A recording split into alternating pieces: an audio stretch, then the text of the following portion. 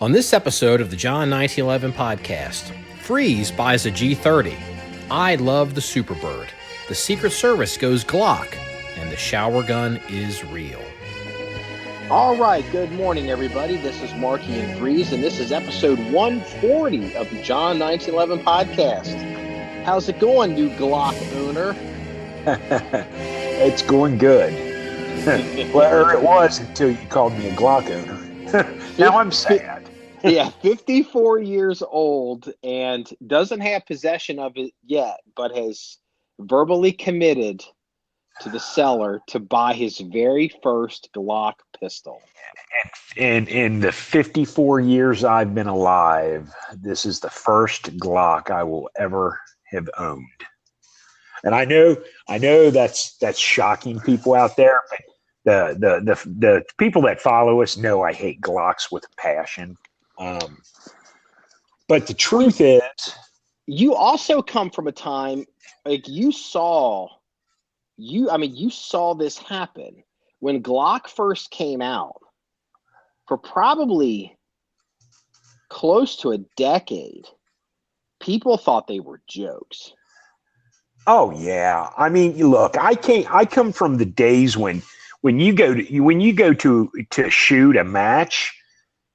They were still using. There were guys still using wheel guns, you know. Yeah.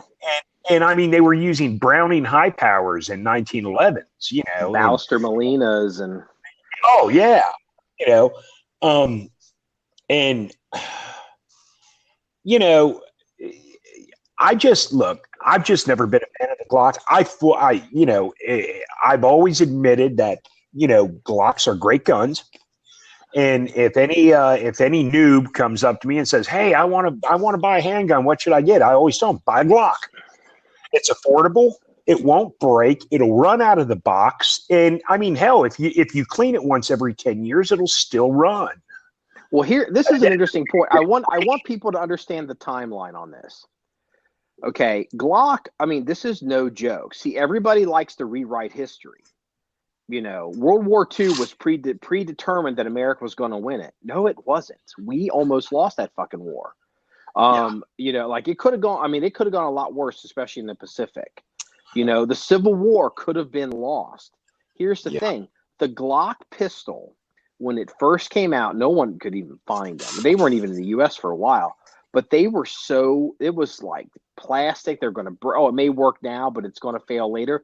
This whole idea that Glock, this reputation that Glock has today, I mean, for the first 10 years, nobody even actually really saw one. But for 10 years, it was that piece of shit. What, you're actually going to forget one of those? Now, let me tell the listener how long 10 years is.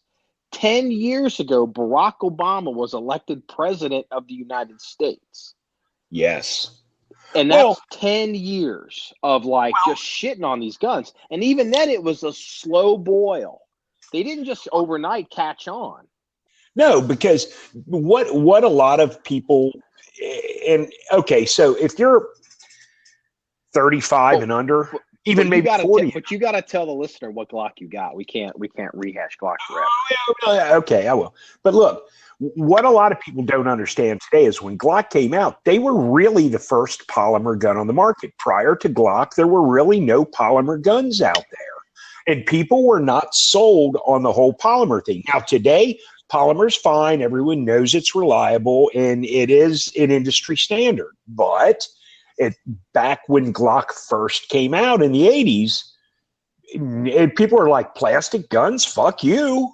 It was like plastic guns, striker fired, no thumb safety, and here's the thing: a lot of people they forget too, a plastic trigger. Two-piece trigger. Plastic trigger at that. The plastic trigger was as controversial as the plastic gun because that's where people work. They're like, oh, that's gonna fucking break.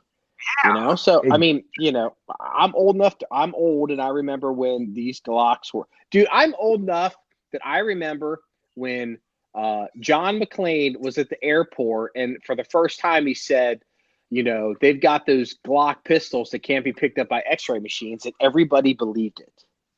Oh yeah, I remember that. Everybody believed that. When he said that in that fucking movie, every fucking anti-gunner in the country, that was a thing for a decade. Yeah. Yeah. Anyway, so what kind of Glock is this? Okay, so a buddy of mine is selling off his guns because he's started his own business up and he needs the capital to, buy equipment. We know all about that. Yeah. And he reached out to me, and gave me a list of what he what he has for sale. And he has, he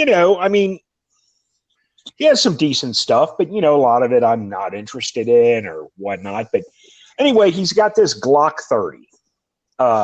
What is it? Glock 30 FS, or is it SF? It's SF. To remember it, it's SF. It's still fat. Okay. Glock calls it slim frame, but the reality is it's still fat. Still fat. Okay, so it's a Glock 30, still fat. And I'm not going to drop a price, but the price he said he wanted for it, I negotiated him down a couple of bucks. And it's like, well, you know what? I've never owned a Glock before. And look, if I have buyer's remorse, let's just say that I can turn a buck on this gun if I don't like it. Yeah, the thing is, it's in front of you. It's right there. It's a good price. You're like, okay. You know what? It is, and it's like we don't have a 30 in the armory. I don't think I've ever fired one of those. To be honest with you. Well, guess what? You're going to get your chance. I guess we'll shoot it on video. We'll get it on the plate rack. Yeah, why not? Hell, we'll throw it on the plate rack. So we'll get in the pit and play some horse and see who can shoot the gun better.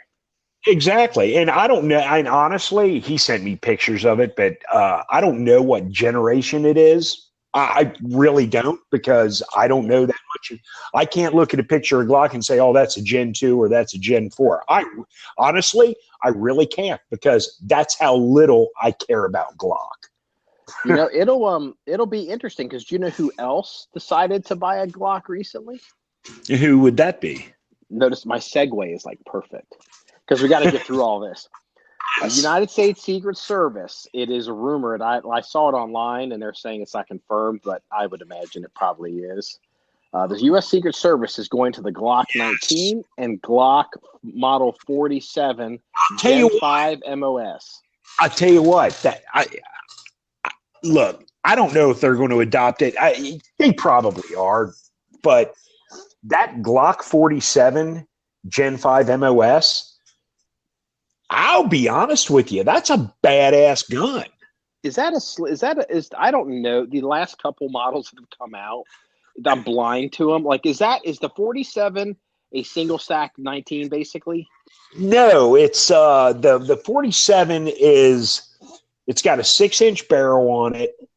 And it's bigger than a 19. Yes, it's longer than a 19. So it's got like oh God. See, I'm not even going to try to wing this, because the Glock guys are going to kick my ass. But dude, basically, the same. Yeah. So basically, it's from what I understand, it's got a 6-inch barrel on it. So it's not a long slide, so to speak, but it's a longer slide. And then it's got the MOS, which is modular sighting system or some shit like that, where you can basically red dot. It's got a removable plate for a red dot. I don't know exactly. Yeah, exactly. And then it's got like Ameriglow. Basically, it's like True Glow sights on it. They call it a Ameriglow or whatever the hell Glock calls their glow in the dark sights that are not tritium inserts. But honestly, really for a 9mm platform, it doesn't seem like a bad gun to pick up. I've been playing with some magwells for the VP9, and I've noticed that. I'm still looking around. Oh, by the way, your grip handles came in. We'll talk about it in a minute. But okay. I need to do, because I was pulling out something and I ran across. We have 2 Glock 19 Gen 4s. They're FDEs. I've actually considered, because I like the Glock 45. This is because they're all the fucking same. Basically, it's a 17 frame with a 19 slide, which is like the Glock everybody wanted for 30 years. And what I have thought about doing is maybe I could get some kind of magwell to put onto the 19s, so I get a full grip, and then I can run 17 round mags in it, like a 17. Basically, make my own Glock 45, and that may be a project we're going to do. So that's fine. That's I'm always up for projects, but why do we got 2 of them? I don't even know. It's just the way it happened.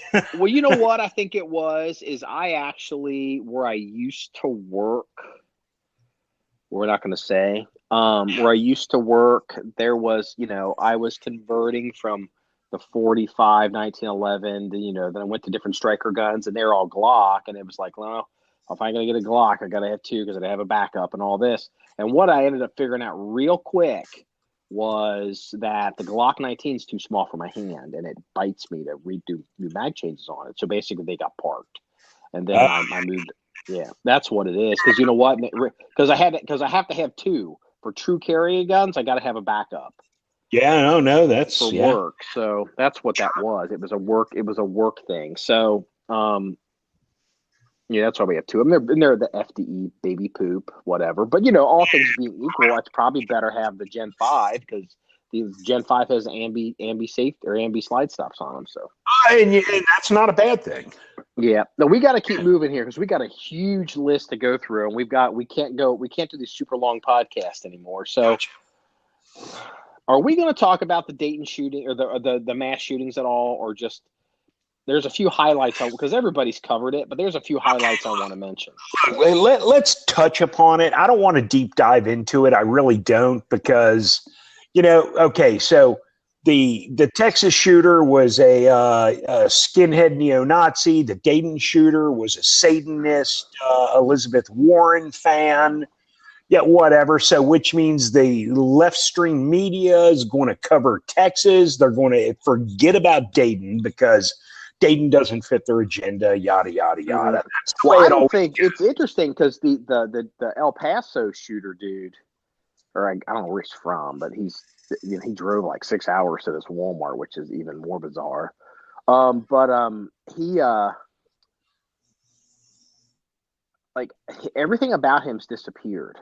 Like, no one sees his social media. No one sees his I know as much about that guy as I do about the shooter in Las Vegas, which is nothing, which I find weird. Concerning. Not that, well, here's the thing.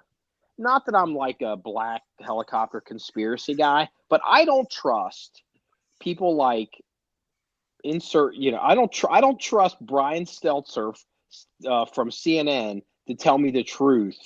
They would conveniently leave out shit to keep a narrative on their side, and I just don't trust them. But let me tell you something I want to bring up, though. Okay. So they started looking into the guy in Dayton. Yeah. And it's like, oh, dude, he's like hit list, threatening people at a school. It's like, why is he walking around in society? It's like, oh, we got to have red flag laws. Yeah, we do. Red flag to put people in the fucking loony bin. But nobody wants to fucking have that conversation. We have a problem with cause and have. Yeah, this is something we've talked about time and time again over many podcasts. Plus and I hate to say this. This is so tacky what I'm about to say, but I have to say it because it's so obvious to me. So they're running around up there in Dayton. They're trying to find people that know this boy, and they dug up some chick. Okay. And I guess it's his girlfriend. And she's like, we see warning signs. I saw warning signs. Like the first time we dated, he was talking about like mass shootings and shit. Like, it's just like other bizarre stuff. And like, he was like stalking like his ex-girl. He went to his ex-girlfriends and left some creepy note. Like, she's with him going to his ex-girlfriend's to stalk this woman. I mean, it's crazy. And so anyway, then she's, the more she talks, the worse it gets, and not just for him. Okay. So she's like, at one point he was asking about my sex life with my fiance. And everyone's like, wait a minute, your fiance? Or you were engaged before you dated this boy? No. She was engaged while she dated this boy because she's, quote, polyamorous. Oh, fuck me, really? And you look at this girl, and like she released one photograph, and she's got all this crazy makeup. She looks like a character from Cats. She has crazy fucking makeup on that doesn't even look like her. Like, if you see her without makeup and you see her with makeup, you wouldn't believe it was the same person. And then she has this weird press conference, like she just happened to be walking in the park, like she's walking her dog and the media is there, and she has her dog, but there's also there's this little mic stand and all this to make, I can't help but feel that this woman is kind of milking this a little bit. And she's crazy. She's all this drama and all these people. They're all, you can just tell he ran in this crew of just shitbag people, and it's just like, surprise. I mean, that's no surprise. You can't, lady, you can't sue me because I think that you were porking this boy who's obviously crazy and then polyamorous and all this other nonsense. It's like, broken people, this is the truth. Broken people tend to frickin' find other broken people. And they form this it's true, dude. It's true. It is so true. So I just thought it was just, the whole situation in Dayton is just nuts. But then what I find, the El Paso situation, it's completely dark. And apparently, that came out this morning, the El Paso shooter, his mom contacted police because he had a rifle and she didn't like it. And, and I'm going to make a point here. I think he was 20. I don't know how old he was, but he was an adult. 19 or 21. I literally see both numbers. Why, if you thought this boy was crazy, he didn't turn crazy when he was 5 minutes before this happened. He probably was crazy. He probably was crazy when he was a minor. And why didn't you adjudicate his ass into the mental health system? Because that's the one exception everybody has right now to the mental health adjudication system. Is, look, you could not adjudicate. It'd be very difficult for you to be like, Marky's losing his fucking marbles. But here's the thing. Minor children and family members have much more standing to put people in community control. And, it always comes out that these wackadoodles, they're like, well, he's got a gun. I don't know if he should have a gun now. It's like, well, wait a minute. Why the fuck is he walking around and not getting help? Why? You're his fucking parents. Yeah. Well, and it's like, we got to get to a point, we got to start holding people accountable for some of this shit. Yeah. Polyamorous fucking bullshit. Fucking crazy people. Well, I want to say, okay. Let me throw this in here, and this is totally off subject. I mean, but I read this headline this morning, and it amused me. Okay, I don't know if you remember, because you're a few years younger than me, but do you remember when Jimmy Carter was running for president? Here's the thing. I remember the Vietnam War, and I don't remember. I remember Jimmy Carter as president, and I do remember when Jimmy Carter lost and Ronald Reagan was going to be the new president, and I was like, oh my God, we're getting a new president. But no, I don't remember he was running. Okay. Well, one of his campaign promises, because every politician, when they're campaigning, they have and it's standard, if I become president, I'll do this, I'll do that, whatever. Well, Hangar 18 at Wright Pat Air Force Base is supposedly where the aliens from Roswell were kept. The Hangar 18, had the wreckage and the dead aliens and all that shit. And that was the big deal. That was the Area 51 of the time. Yes. So back then, no one knew of Area 51, but everyone knew Hangar 18. So one of his campaign promises was, if I become president, I'm going to get behind this Hangar 18, and and if there's aliens there, we're going to know it. Well, of course, he became president, and the Hangar 18 thing went away. So Bernie Sanders just released a thing, and I saw the news blurb this morning, that if he becomes president, by God, if there's aliens at Area 51, he's going to expose them and let everyone know about it. And I'm like, really, dude? You went back 40 fucking years and used like Jimmy Carter, super socialist president's campaign promise. Dude, come on. You know what? That's actually, that has actually happened before. I don't remember which president it was, but there was a rumor going around the country that the gold at Fort Knox was gone. And was it Eisenhower that went there? I mean, before we were born, I don't remember because I wasn't I wasn't even born when Eisenhower was president. But yes, I think it was Eisenhower. So, like, there's photographs and video of, I think it's Eisenhower at Fort Knox standing and like looking at a bunch of gold bricks and shit. Because and it was a photo op. It was one of the last times like someone's been in there like for public photographs. Yeah, there are very, very few photographs of the depository at Fort Knox actually is available. I mean, for obvious reasons, and it's not because of the gold. No. It's more than that, but still, yeah. But I mean, politicians do that, and and Eisenhower's not. He was kind of a political general, but sorry, history, but it's true. But hey, look, you don't become the supreme commander without following politics and knowing how to play the game. Now, I'm not going to say which president it was, because I'll let the list. I'll see how this plays out with Bernie.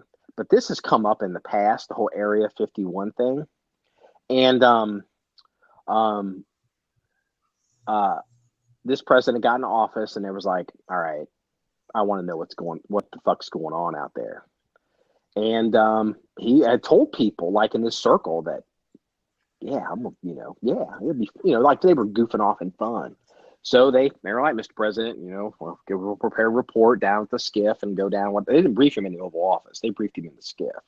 And he came out and he never wanted to talk about that shit again. And I'll tell you why. I shall tell you why. We know this is interesting. Okay, there's only been 2 atomic bombs dropped in world history on an enemy in combat and like on whatever sites. So it's interesting, if you look at like what they were talking about Korean, the North Korean missiles and striking and all this is New York in range and whatever. And there's all this data.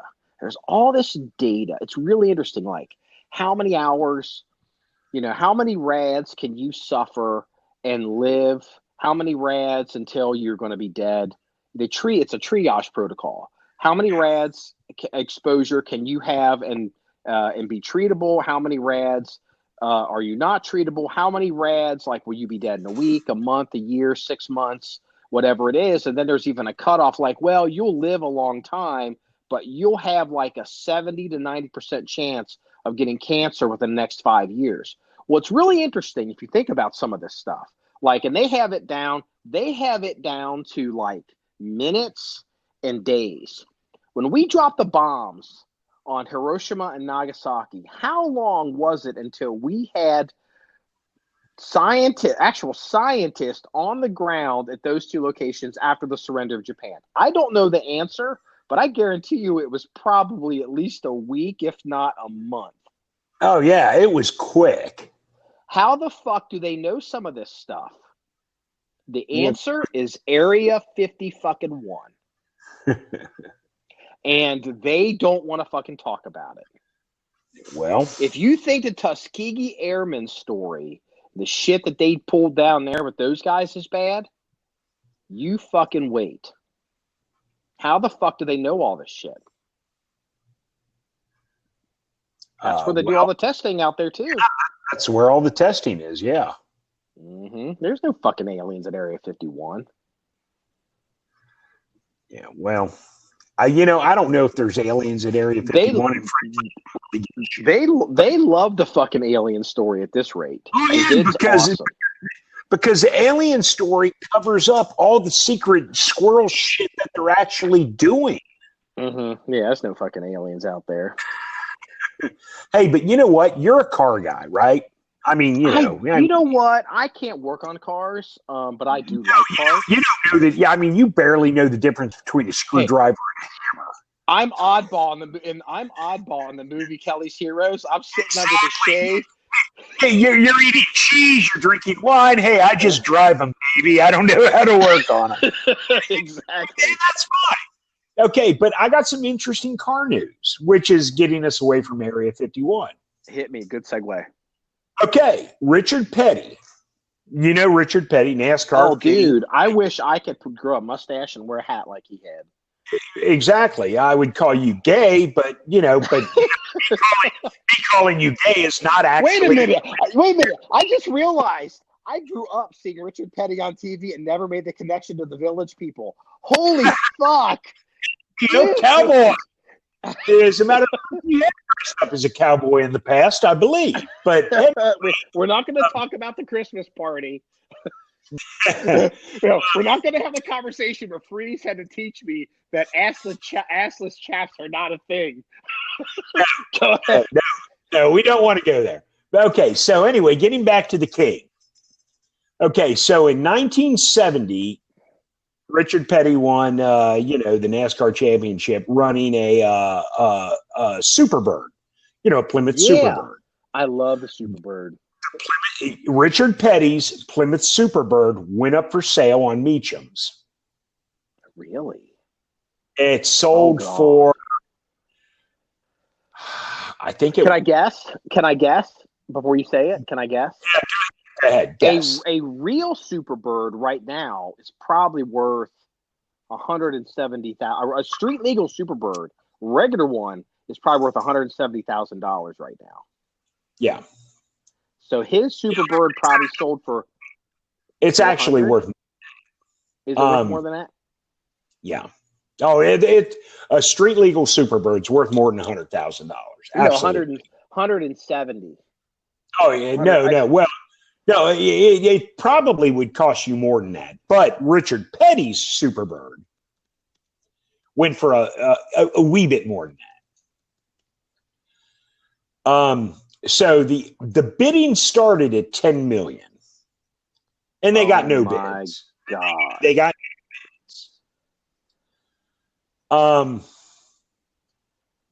So they dropped it to 9, and they got no bids. And actually, I'm mistaken. The Superbird did not sell because they reached a bid of $3.5 million, and it did not meet the reserve, so it didn't sell.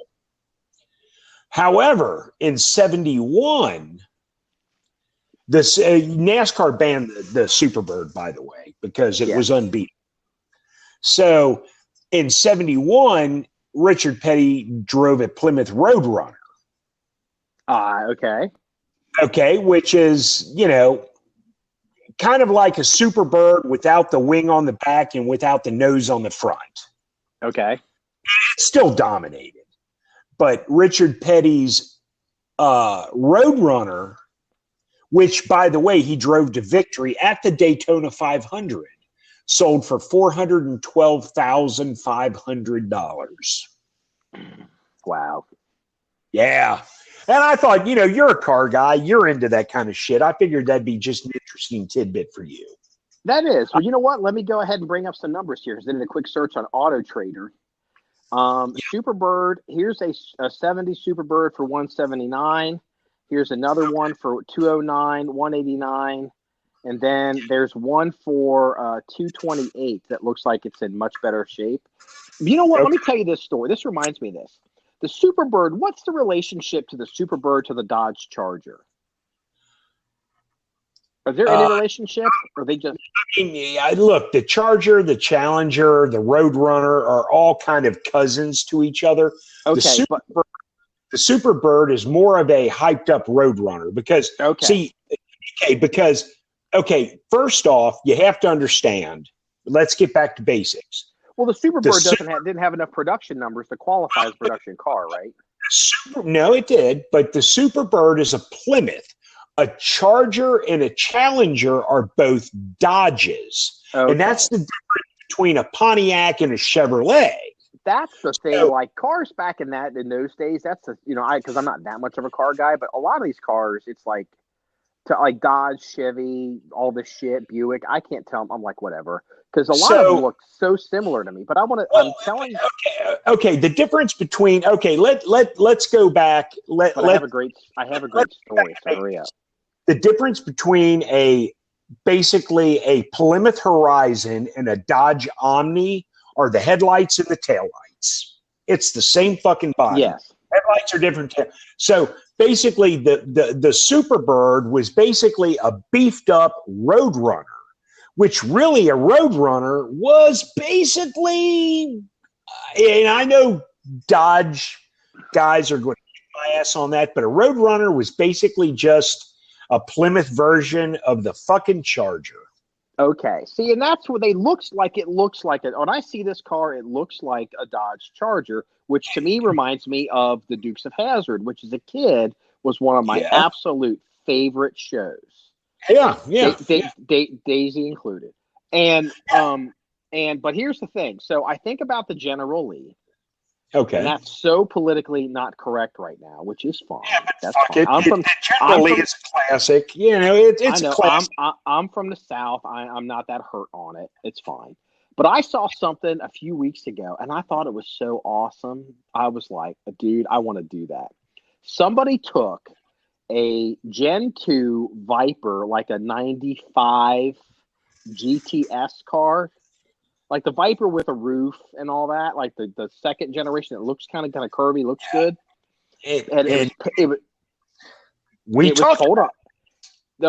talk about this? Yes, we did. The General Grant. Oh fuck! I guess we did. I love that. And I think that's awesome. I really do, because why the fuck not? I just think that's awesome. I guess I did talk about that. Yeah, we did. I saw the other day about 5 or 6 miles from the range. You would know this car. In the 70s, Ford came out with this little mini Cobra Mustang to meet emissions and gas mileage regs. Is that the one that was built on the Ford Pinto frame? It's about somebody has one of those within about 5 miles of the range. Black. To be honest with you, they're actually very collectible these days. Here's the thing: I knew a guy in high school that had one. No, they weren't shit back in the day. No, they're not, because as far as Mustang goes, they're actually pieces of garbage. But it doesn't matter if it's a piece of garbage. Hell, the fucking Edsel was a fucking bomb for Ford. I mean, it was a lose-lose situation. But today, they're worth a lot of freaking money because, hey, everything becomes collectible eventually. Mm-hmm. Hey, since we're talking about fun stuff, I wanted to tell you this. Have you ever heard of the concept of a shower gun? A shower gun? No. Shower gun? It's a gun forum thing. The idea, like a guy who has, I got to have a gun everywhere in my house because I have to be ready for the ninjas.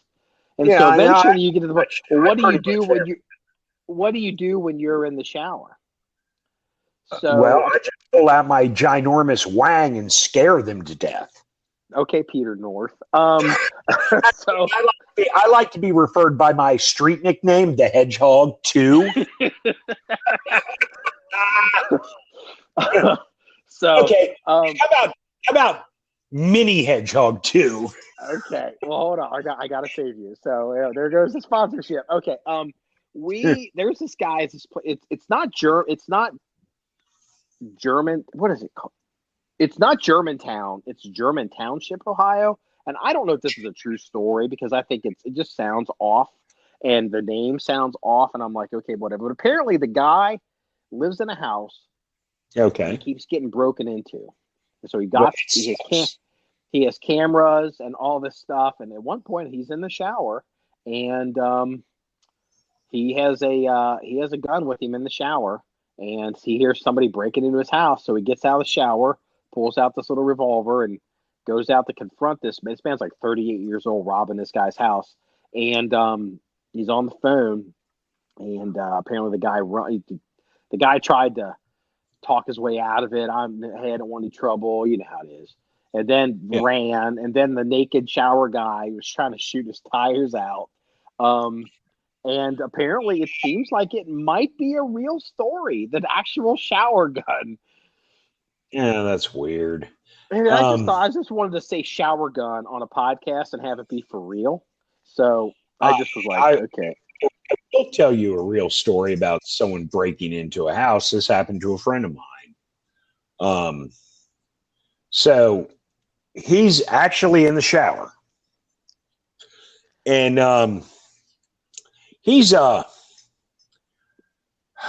do I say this? He's my age, so he's not a 20-year-old buff dude, but he's a large black man, bald head, but, he's got a pretty built body. He's not a bodybuilder, but, he's not a flabby sack of shit like I am, Jeez, you're kind of harsh on yourself. Okay. Yeah, I know, but I'm trying to say this without, trying to sound like a big racist piece of shit for pointing out the fact that this guy's a black dude. Oh. Nobody cares. Okay. He's so your anyway, friend, so it's fine. Yeah. So anyway, his old lady's at work, and he's like me. He's a third shift dude. He works at night. He's home during the day, and he's getting out of the shower, and he hears some glass breaking, and he's like, "What the fuck?" So he comes out of the shower, comes down, the steps. And he's buck-ass naked. And he's like, the only thing I can say is, luckily, I didn't grab my gun or I would have shot the motherfucker, was his exact words, because he walks into his kitchen and his back door that he has a back door off his kitchen that goes to his backyard. There's a dude standing in his kitchen who broke the glass on his door and broke into his house. And, he walks out, he's buck-ass naked, and he's just like, what the fuck? Well, the dude runs out, and he's like, I started to chase him, and he's like, once I got out the door, I realized I was buck-ass naked, and he said, I stopped. He said, so the guy did get away, but, that's a situation where he was in the shower, and, well, he didn't hear the glass. He was out of the shower when he heard the glass breaking, but still – it's a shower story, and if he would have had a shower gun, he would have ventilated this son of a bitch. Yeah. When I travel, especially like if I'm in hotels, I bring my weapons into the bathroom. Yeah, but you don't take it into the shower with you. I've seen you. No, hold on a second now. Wait, I don't want to have to edit any of this shit out, so just be very careful. But I'm thinking you could actually bring your gun into your shower, and your shower stall is so freaking big, you can keep it you can keep it dry. Yeah, we're not going to discuss the armory. So, okay. So yeah. So, but but like a little hotel room, normally the toilet is like right next to the shower, so I can just set stuff. I do that all the time. Sure. But, when you're at home and you have a shower that's actually like 300 square feet, you can do all kinds of things. Hey, I wanted to ask you a question. Yeah, go ahead. There's a story that made national news. There's a headline. People didn't want to talk about it. Then I was reading it and I was watching it, realized it was being covered by Cincinnati news outlets. And I wanted to ask you, is there some guy was caught on video, African-American male caught on video shooting at white people? I don't like. Yes, that was here in Cincinnati. I don't like white people in my hood.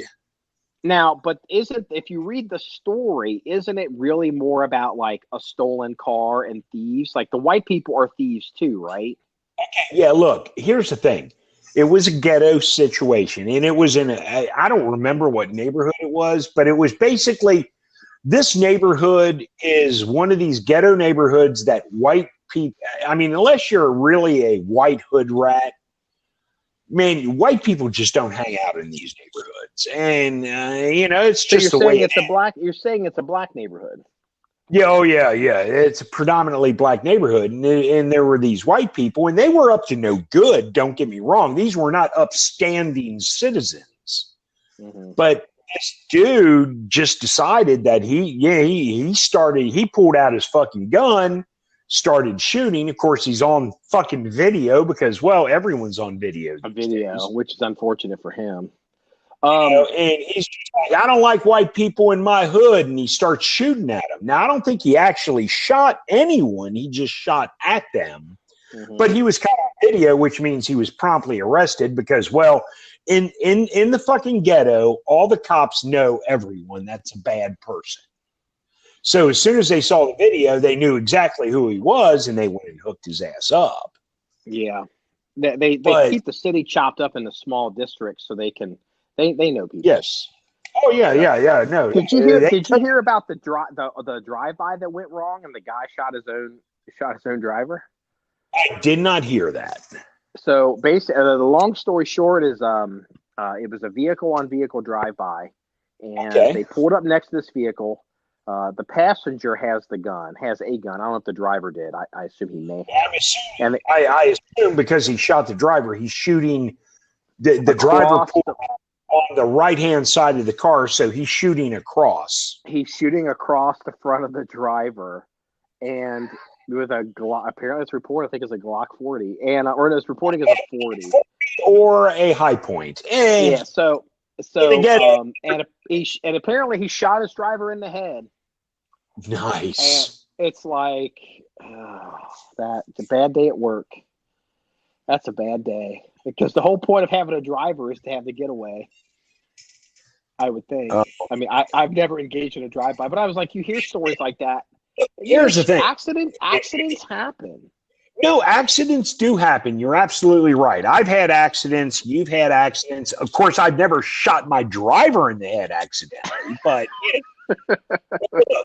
here's the thing. If you're going to engage in a drive-by shooting, it's best not to shoot the guy that's going to drive you out of the fucking situation. Yeah. I'm just saying. Man, maybe you think differently. Maybe it is a good thing. I mean, look, you know what? See, this is the difference in perspectives because if it was Italians that did this, they would all be questioning whether it was really a triple hit, like a double cross. Like I'll bet Pasta Pete shot him on purpose because the boss told him to. You know what? That's actually a pretty good analogy. You're right. It is true because that's how it's the difference between biases and perspectives and preconceived cultures you've been exposed to. Because everybody thinks Italian gangsters are like super smart and cool, and they're dirtbags too. Oh, yeah, they're just fucking dirtbags, and most of them are uneducated motherfuckers anyway. Yeah. So. Okay, so I'm the meme king. I love memes. I do. Yes. I mean, I can even die for fucking memes. I send you 100 fucking memes, and occasionally you'll publish one out of 100 that I send. Well, half of them we would get protesters outside the armory. Probably half of them we'd get sued for. But I love memes. So with the Texas and Ohio shootings, I came across a meme that I'm already scared. I'm already scared. I'm going to read it to you. I'm not even going to send it to you because you wouldn't post it because it's too off color. But it's just a block with words. It says, "Welcome to El Paso Walmart. Clean up in aisles 7, 8, 11, 13, 14, 17, 19, 23, and 24. Oh, God. Dude, I know it's lowbrow, off-color humor, but, that's me. I like memes like that. But it has. I mean, it is. It's very sad, but it's also. I see where. Yeah, that's. yeah, I mean, yeah. you know, I get. Look, I get gallows humor. We all appreciate it. okay, but you know what? Let's get a little bit serious. Let's talk about the Ohio shooter just for a second. I want to talk about the woman who had vagina shit in her vagina and said it wasn't hers. But okay, go ahead. I have a good vagina story about similar to that too. But okay, so the Ohio shooter, and this is something that our listeners need to take into consideration. This motherfucker goes in there and he shoots and he kills like 9 people. Wounds how many ever, I don't know. He never made it inside of a bar. They gunned him down outside. Killed within 30 seconds of shooting his first round. The cops killed him within a minute. That's amazing. Less than a minute, and he still was able to whack that many people. I mean, that's. Well, I mean, if you just like going to like the equivalent, I doubt you've ever been to the Oregon district. Oregon, it's called Oregon. But basically, if you've ever been to Main Street in Cincinnati even once, ditto. It's the same thing. I mean, you look down the block. I mean, but look, that's what I'm saying. Look, I mean, I used to hang out at Tommy's on Main. I'm sure you're familiar with Tommy's. Nope. You know, bar. Nope. Never heard of it. Okay, well, it's on Main Street, and you know Main Street. You talking downtown, the downtown area? Yeah, downtown on Main Street, downtown Cincinnati. Okay, well, at any given time between 8 p.m. and, say, 4 a.m., there's 100 people milling around. Oh, that's nothing. Because there's clubs all over the place. And, I mean, at peak times, there may be more than that. But what I'm saying is if you go in there and open up on a crowd, I mean, even if the cops whack you within 10, 15 seconds of you opening up, dude, the death toll could be astronomical. Yeah, every bullet's going to hit at least one person, and in some cases, if a bullet is a through and through, a bullet could hit multiple people. Now, there was a case. It didn't get national news, but it hit all the security professionals. They had busted. It was a traffic stop. This was 12 years ago, maybe even 15. They busted. They pulled over a car. A car was pulled over, and it had basically these people. They were suspected of conspiring to commit active terrorism. They were Middle Eastern of some kind, and they had weapons in their car. Had some plans. And what it was is they had a plan. They had bought deer rifles. Yeah. Because that's what they could get. And they wanted ammunition. And what they did is they wanted to get, when there was at a elementary school, when the bell rung and everybody's in a hallway, and they wanted to be at the top of a hallway and send rounds down a hallway so a round would go through multiple people. And so they had bought deer rifles. Okay. And it was like, oh, fuck, don't tell people that one. Keep that quiet. Yeah. Yeah, they caught it just by, I don't know. Even we weren't told everything why they were caught. Supposedly it was a lucky traffic stop. You know, come on. You know? Yeah. You don't ever know. The traffic stop was used to stop them. I mean, they knew about them before the traffic stop. I think it's highly possible. I think, it's highly possible. So, but we don't want to go too long on this one. So I want to share two, because we're about 50 minutes and we got to do these more frequently and less long. There's two stories. One was hilarious and one was super scary. Did you ever see the movie?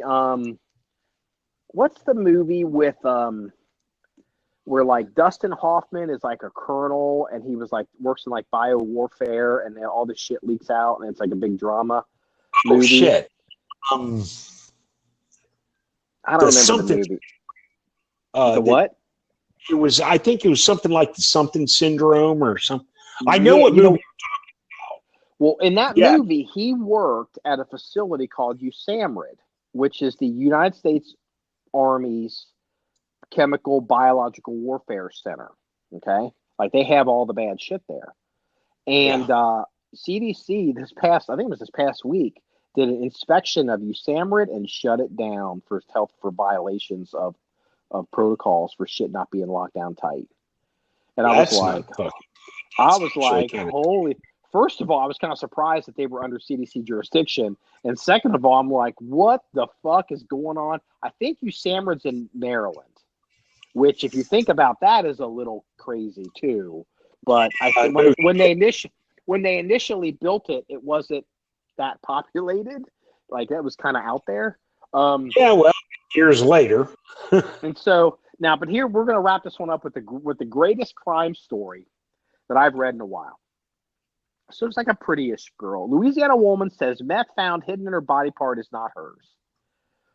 Louisiana, of course. A woman allegedly caught with meth hidden in her vagina said she didn't know where the drugs came from, police said. Ashley Beth Rawlin, 23, was accused July 31st of stealing $5,000 from the apartment of a man she'd been staying with for about a week. Pay attention, $5,000. This is important. That's a fair amount of money for a meth head. The man told West Monroe Police Department that while he was showering, Roland swiped his cash and left. Roland allegedly confessed to police she did take the man's money and left his apartment. The document said a female correctional officer later searched Roland. Inside of Roland's vagina discovered $6,233, along with a clear plastic bag of roughly 1 gram of meth, which Roland denies was hers. Roland was arrested and charged with theft and narcotics possession. All night records from the sheriff's office state as of Tuesday she remained behind bars and there's $8,000 bond. So this is the magic hooker. She's got party dope in her vagina, and if you put $5,000 in, you get $6,233 out. This is the greatest hooker. This is the greatest hooker in the history of meth hookers. How does her vagina generate an extra $1,200? Well, apparently we all know how she does that. That's the definition of her job. How does her hooker generate $1,200? Because it generates $1,200. But here's the question. So the largest bill she could possibly possess is a $100 bill in the U.S. Commonly, the currency people out there will give me a hard time on this. So take $6,200 in $100 bills. If you ever get a chance to hold $6,200 in hundreds, and again, in the street, hundreds are not that handy.